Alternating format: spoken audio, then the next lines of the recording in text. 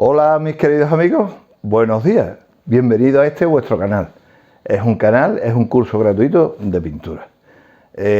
Seguimos hablando de la dirección, de cómo mover el pincel para dar las pinceladas en un cuadro. En este caso tengo delante mía una copia hecha por mí de un cuadro del excelso pintor sevillano Bartolomé Esteban Murillo. Y creo que voy a hablar un poquito también de él, de su historia, una vez que termine con la explicación del día de hoy.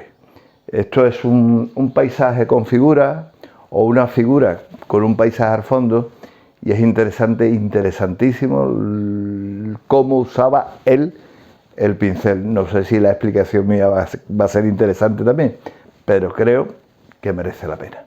Bueno, intro y empezamos.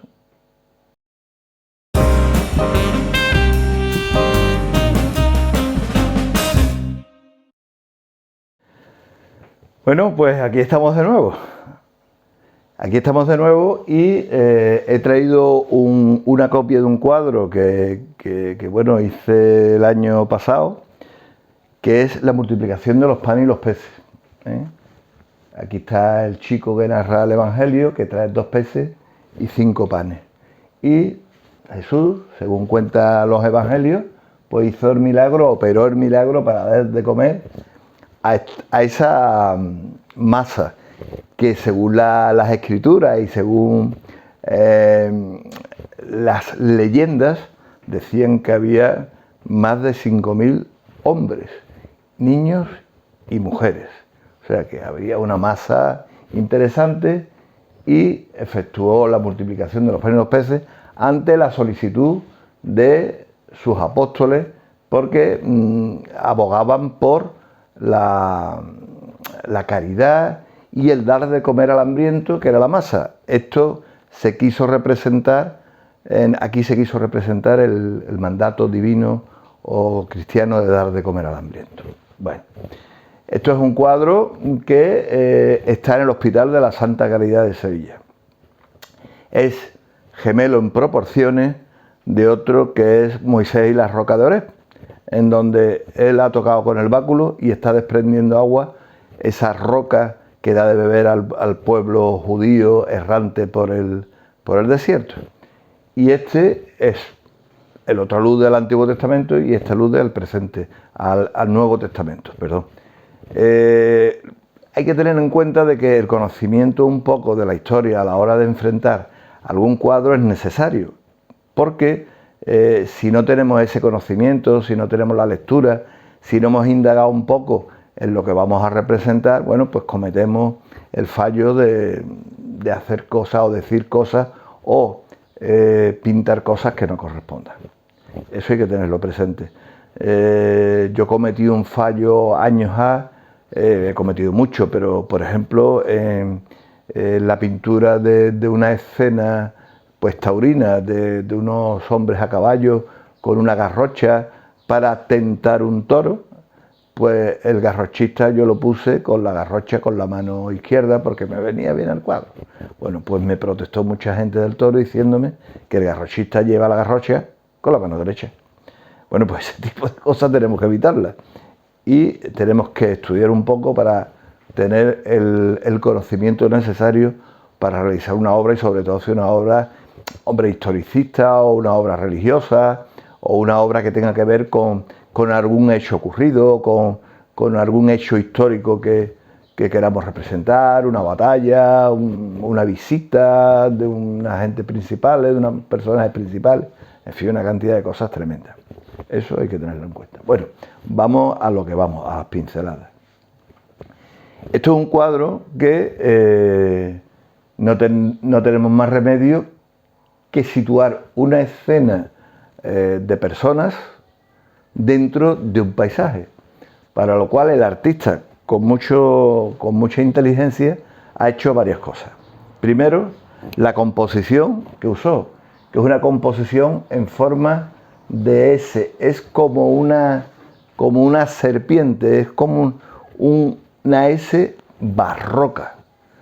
Fue muy utilizada la S por aquello del movimiento que daba en el barroco en general y en el barroco español y sevillano en particular. Esto es una S barroca. Después, aquí hay otra forma, amén de la composición, hay otra forma de utilizar la pincelada.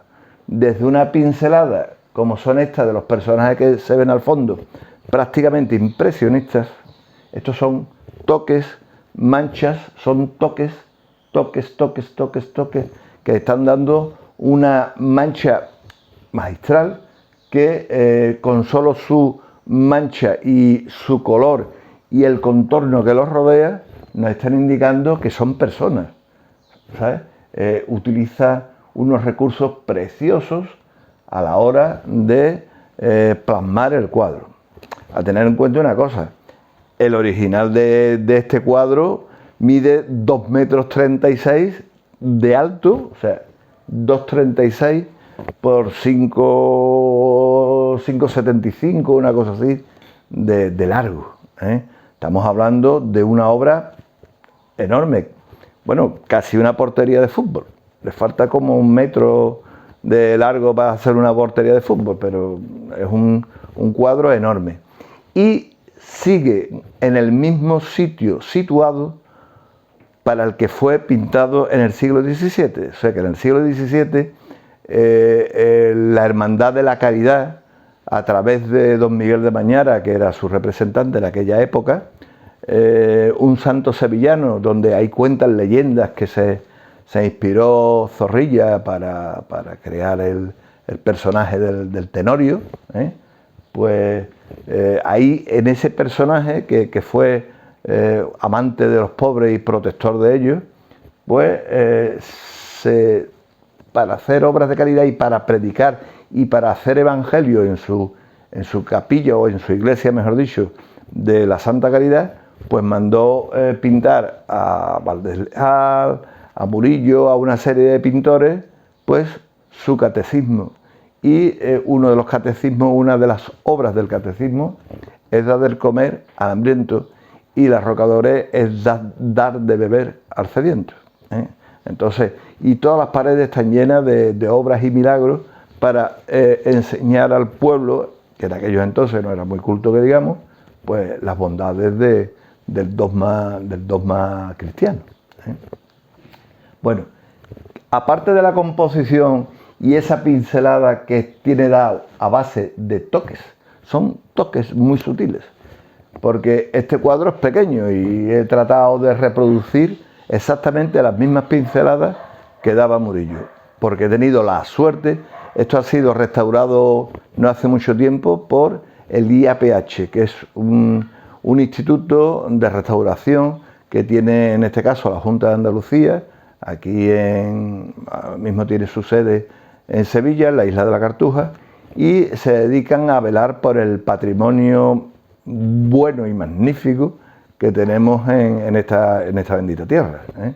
Entonces esto ha sido restaurado en el IAPH y se ha mostrado al público en general en el propio Hospital de la Santa Caridad, a pie de digamos de suelo, o sea que entre el suelo y el cuadro pues había una altura solamente como de medio metro o 1 metro, cosas así, un poco el marco que se le puso a ese efecto y una pequeña distancia que había.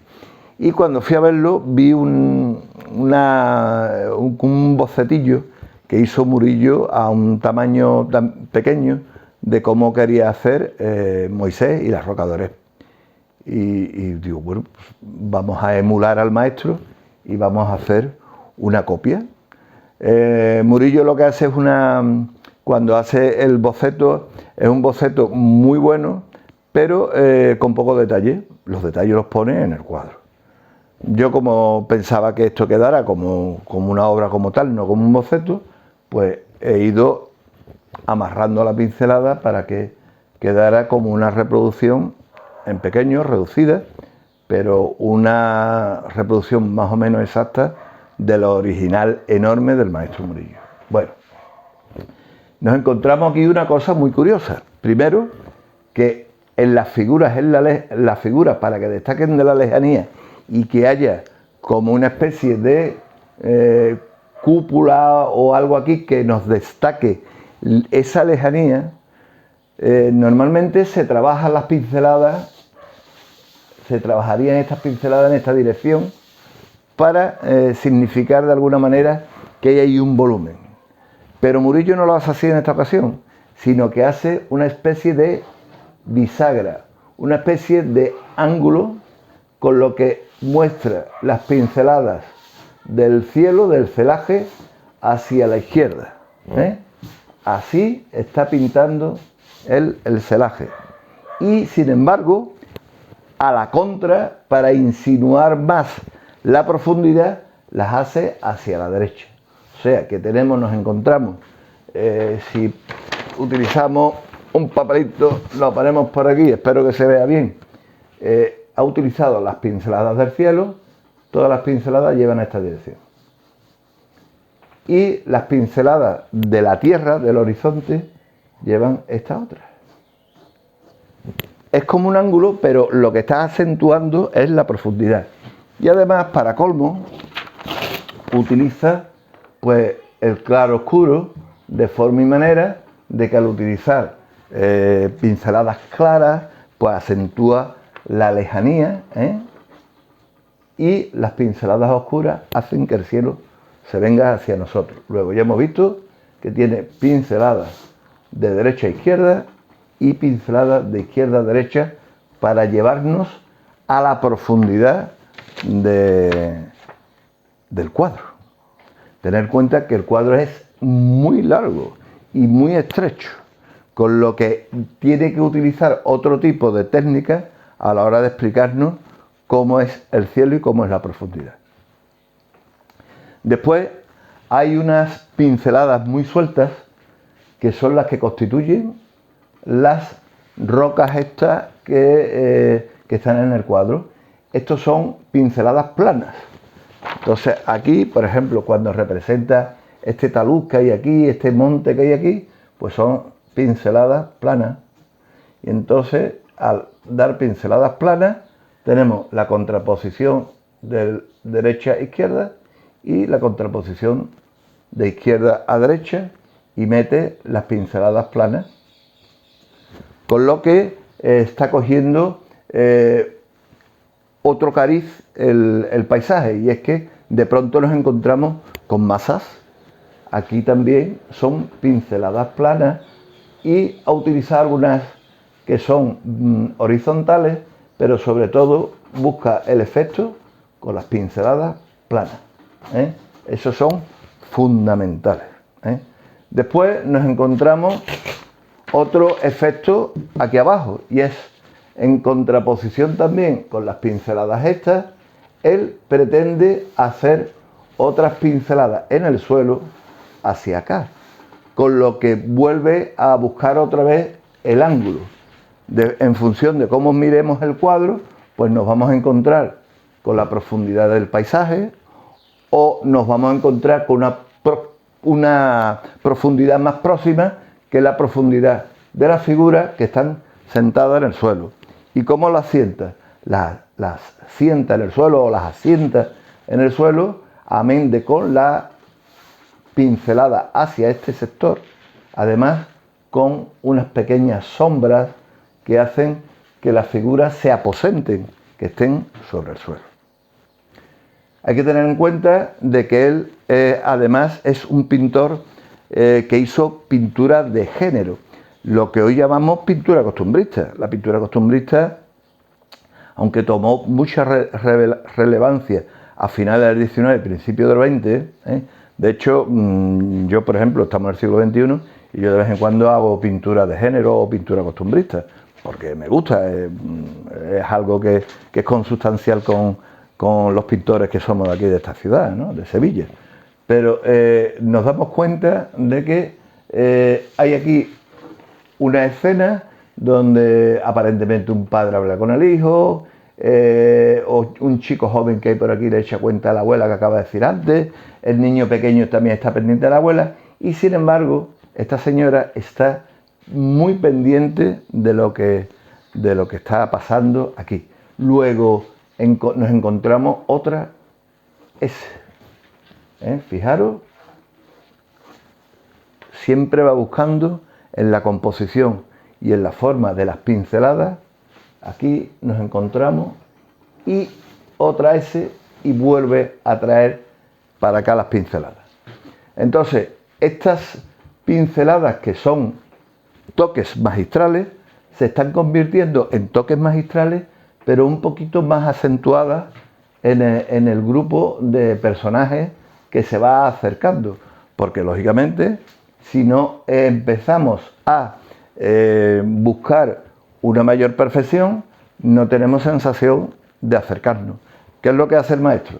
El maestro entonces combina los toques magistrales que ha dado aquí con toques que son ya buscando pues las telas, buscando la dirección de las telas, un poco las luces y las sombras de los rostros, las cuencas de los ojos que no los concreta, pero que oscurece la oquedad del ojo, la oquedad, la sombra que queda en las narices, y poco a poco pues va magistralmente dándonos muestras de dónde tenemos que mirar. Y después tenemos la última parte, que es las figuras que forman los primeros planos. Por ejemplo, las figuras que forman el primer plano, si nosotros pintamos una mano, por ejemplo, pues hay muchas personas que pintarían como en esta dirección. Sin embargo, el maestro, aunque se podrían admitir algunas pinceladas aquí, el maestro lo que hace es que va buscando la redondez de la mano. Entonces va de alguna manera va buscando en todas las pinceladas que va, le da esta dirección para que nos encontremos con un modelo,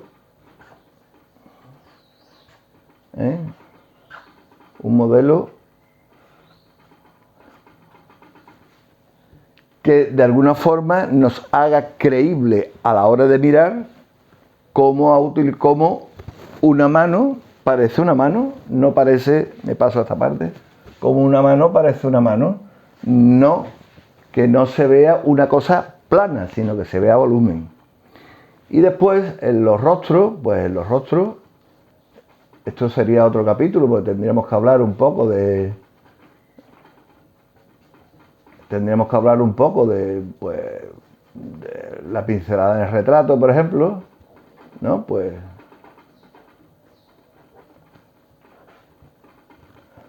en los rostros tiene varias direcciones, que son, por ejemplo, las cabezas, para buscar el volumen de la cabeza. Unas pinceladas más o menos planas para buscar la sombra de las narices. Otras pinceladas más o menos planas, pero en esta dirección, para buscar la oquedad de los ojos. Algunas concretas para que se vea el ojo en sí, y algunas pinceladas que van buscando pues el efecto. Y por ejemplo en estas de las barbas pues volvemos a buscar la oquedad, la barba y los pelos, vamos dándoles volúmenes a lo que es el estado natural del pelo en una persona. Y hay algunas por ejemplo, para sacar el pómulo, que vamos en esta dirección y aquí en esta dirección. Entonces, pues más o menos buscamos un rostro y ya hemos visto las distintas pinceladas que utilizar en la misma obra, que son estas,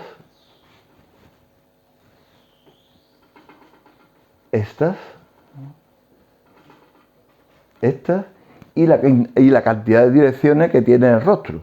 O sea, es una forma totalmente magistral y coherente de pintar, de dirigir la pincelada de una obra.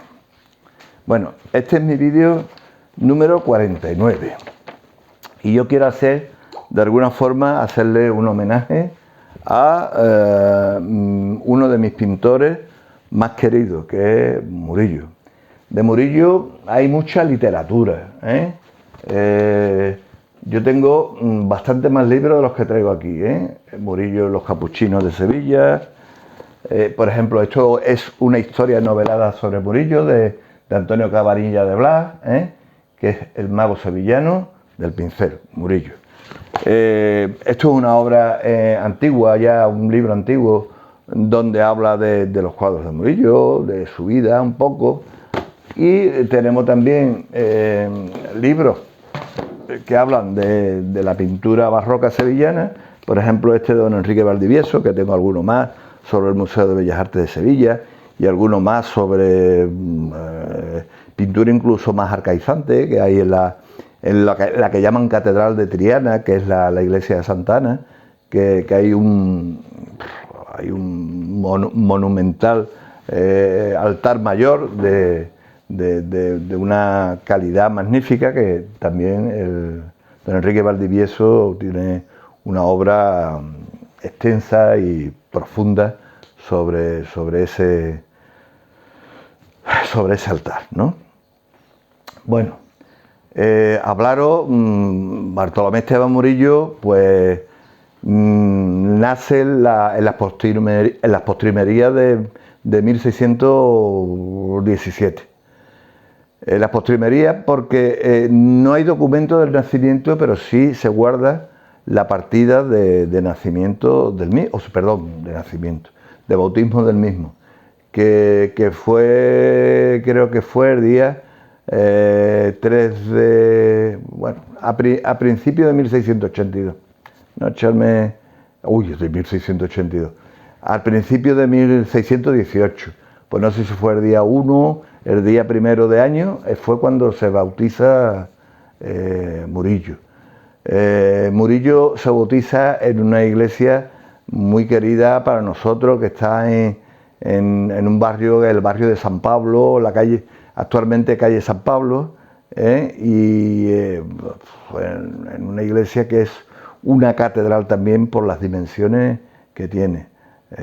Aquí hay varias iglesias que son tremendamente grandes, la de Santa Ana que acabo de decir en Triana, la Colegiata del Salvador, la iglesia de la Magdalena en San Pablo, que es tremendamente grande, que es donde se bautiza Murillo.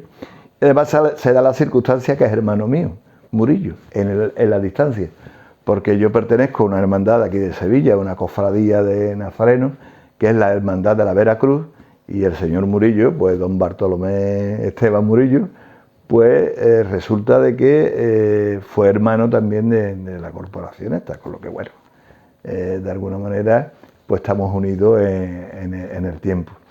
Fue hijo de, bueno, fue el menor de 14 hermanos, 14 hermanos.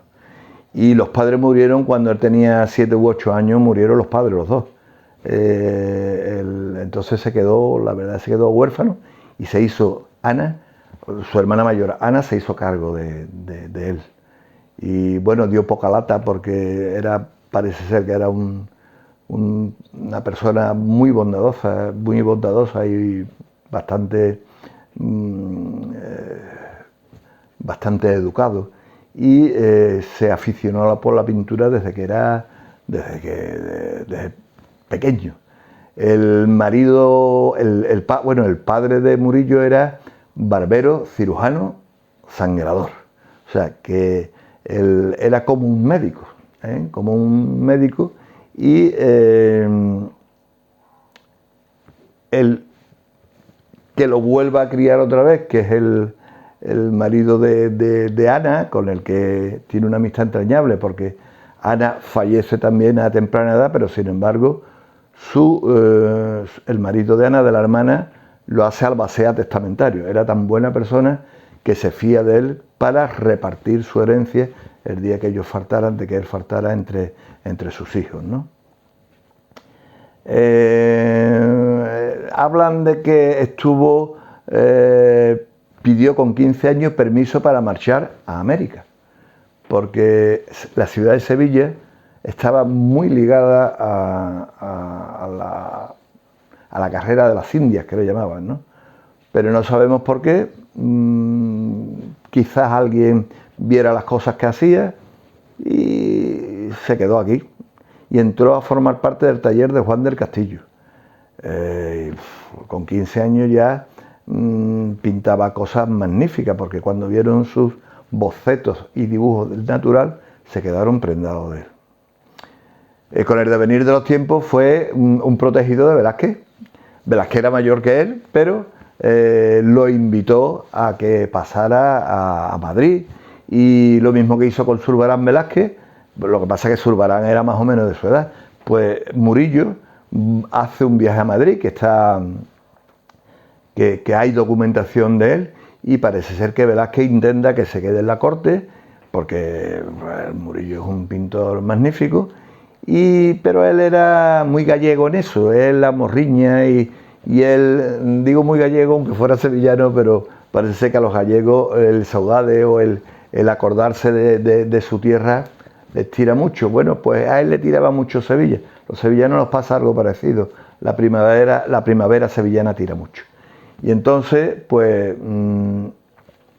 él conoce allí pintura italiana, lo que hay en el mundo, que en aquellos entonces el mundo del arte se regía a través de la pintura que se hacía en Europa, en los Países Bajos, en Alemania, sobre todo en Italia, Francia y España, que estaba también ahí en carrera con ellos, ¿no? Murillo fue tan buena persona y fue tan querido que tuvo además varios amigos que están documentados, que fueron amigos siempre, que fue Justino de Neves, que era un canónigo de la catedral y que era un hombre instruido y bastante importante en la sociedad sevillana, y con don Miguel de Mañara, que era el que fundador del gran hospital para pobres. Se le llama hospital porque no solamente curaban, sino que además ingresaba a gente. Hoy en día es le llamaba un asilo o un sitio donde se hospeda a gente que tienen problemas económicos y cosas así, ¿no? Fue amigo también y protegido de Zurbarán y de Herrera el Viejo, ¿eh? En Sevilla hubo un problema muy grande, que en 1649 hubo una epidemia de peste que asola casi toda Europa, pero Sevilla hace un estrago tremendo, porque Sevilla era una ciudad en esa fecha que tenía unos 120.000 habitantes, y nos quedamos con la mitad. Murieron 60.000 personas de las 120.000 que constituía pues la población sevillana, y resulta de que fueron unos años duros, unos años complicados. Bueno, él se casa con Beatriz Cabrera Villalobos, que era una familia que era de Pilas, que es un pueblo cercano a Sevilla, y eran gente era una familia con dineros, con pudientes, y tuvo un matrimonio muy feliz, un matrimonio felicísimo, y cuando se queda viudo, él sigue viudo y bueno, no tiene que se le conozcan escarceos con señoras, y bueno, y él muere un poco en olor de santidad, porque en los capuchinos de Cádiz él tiene un accidente tremendo, cae, lo trasladan nuevamente a Sevilla, donde él quería ir, y parece ser que de la caída pues se le estranguló una hernia que tenía, una peritonitis, y bueno, pues en aquella época pues la cirugía estaba muy poco avanzada aquí en España, y no había antibióticos ni en España ni en ningún sitio, y bueno, y el hombre fallece, ¿no? Fallece con 64 años en 1682, rodeado de amigos, de sus hijos, y bueno, Bueno, él tuvo 10 hijos, creo que fueron 10 hijos, y sobrevivieron a la madre 5 nada más. Y hubo uno que también que tuvo algún escarceo con la pintura. Bueno, el problema de Murillo en la ciudad fue tremendo porque condiciona muchísimo a todos los pintores que son después de Murillo. Y resulta de que siguen pidiéndonos obras para instituciones religiosas, porque aquí hizo 2 obras magnas que fueron, o 3 que fueron fueron la iglesia de Santa María la Blanca, el convento de Capuchinos de Sevilla y el Hospital de la Caridad. Eso está lleno de obras, se llenó de obras de Murillo. Tuvimos en Sevilla un problema que cuando llegaron las tropas de Napoleón, pues en 1800 por ahí, 1808 tenemos la guerra de independencia aquí en España con las tropas napoleónicas, pues llegó a Sevilla un general, el general Soult, que retrata muy bien mi amigo Fernando Vaquero en su cuadro El Expolio, y que empiezan a llevarse obras y sobre todo de Murillo. Y el general Soult traía un documento en donde venían retratados o escritos o descritos los cuadros que se tenían que llevar para Francia. Curioso. Entonces, la inmensa mayoría de los cuadros que querían llevarse era de Murillo. Luego, este pintor fue muy reconocido durante varios siglos y bueno, ha habido una labor inmensa para recuperarlo, se recuperaron muchos, pero algunos siguen fuera, porque yo me he encontrado, amén de los que vendió, yo me he encontrado cuadros en muchísimos museos europeos, no sé, lo más importante, pues, el Louvre, la National Gallery en Londres, en fin, hay mucho cuadro de Murillo repartido por ahí. Los Estados Unidos, en Alemania, pues, en Irlanda, muchos sitios. Y bueno, ¿qué decir más? Bueno, pues que dejó su herencia fueron los seguidores de Murillo. Yo soy también de la Hermandad del Baratillo y aquí tenemos un cuadro de Bernardo Lorente Germán, 2 cuadros, que son también enormes de grandes, que de este pintor hay en el Louvre, hay por ejemplo un par de cuadros de él en la Sala de Pintura Española. Y tuvo pintores como Cornelio Sull, que también fue seguidor de él, y un pintor que crea un icono que es el icono de la pastora, y entonces este pintor se llama Tobar y crea por primera vez el icono de la pastora, que es una virgen sentadita con un corderito y su báculo de pastora de almas, ¿no? ¿Y qué contar más de Murillo? Bueno, pues que Murillo es alguien que plenamente nos llenó de satisfacciones con sus Inmaculadas y además creó un par de iconos también, que fueron las Inmaculadas de Murillo, que son famosas y conocidas mundialmente, y el Niño Jesús con el Divino Pastorcito también, que yo creo que un poco Tobar se imaginó al Divino Pastorcito y hizo a la Divina Pastorcita, a su madre. Y entonces hace muchas cosas el Divino Pastorcito. Por ejemplo, Leonardo, que hablo mucho de él, hace la Virgen de las Rocas, donde está San Juan y el Niño Jesús, y él también pinta a San Juanito por pequeño y al Niño Jesús, ¿no? Y lo repite mucho, con el Cordero, con una varita, con una cruz, en fin. Y espero que os haya gustado lo que os he contado y que no me haya extendido en exceso. Este es el vídeo número 49.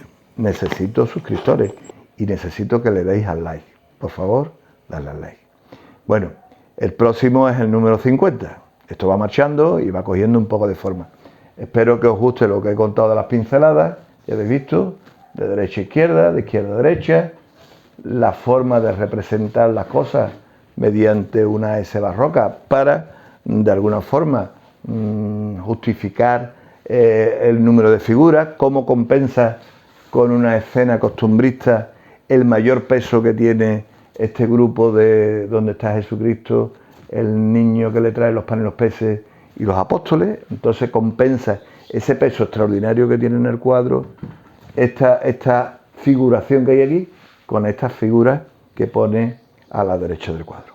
Bueno, un abrazo, suscripciones y se admiten sugerencias.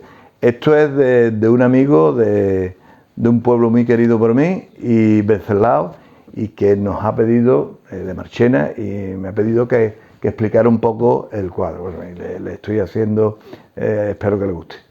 Un abrazo a todos y nos vemos en el próximo.